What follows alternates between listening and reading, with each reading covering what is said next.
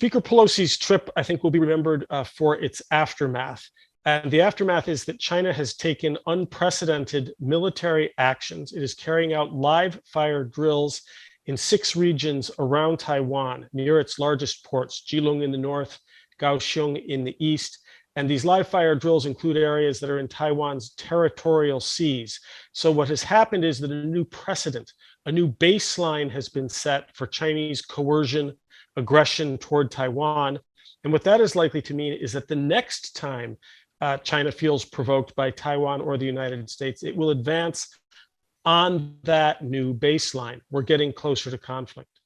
Speaker Pelosi has a long history of speaking out on human rights issues in China. It goes back to 1991 when she unfurled a banner on Tiananmen Square commemorating those who had died in the Tiananmen massacre 2 years earlier. Since then, she has been one of the most active members of Congress in criticizing China, not only for domestic human rights issues, but also for the kinds of pressures that it was putting on Taiwan. I think she sees that as part of her legacy, and I view this primarily as a legacy trip for her.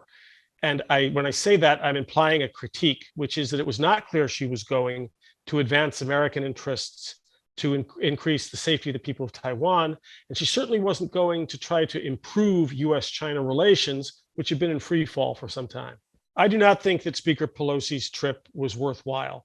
The legacy of it will be not only that there's a new baseline for further Chinese coercion of Taiwan, but she will also be cementing negative attitudes in both countries. The Chinese, more than ever, will be convinced that the United States, no matter what it says, is trampling over the one China policy and is out to contain China.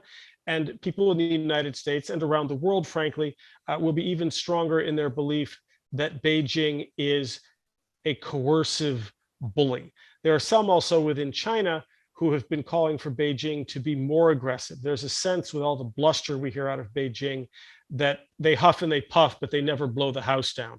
And more people in China are calling for that.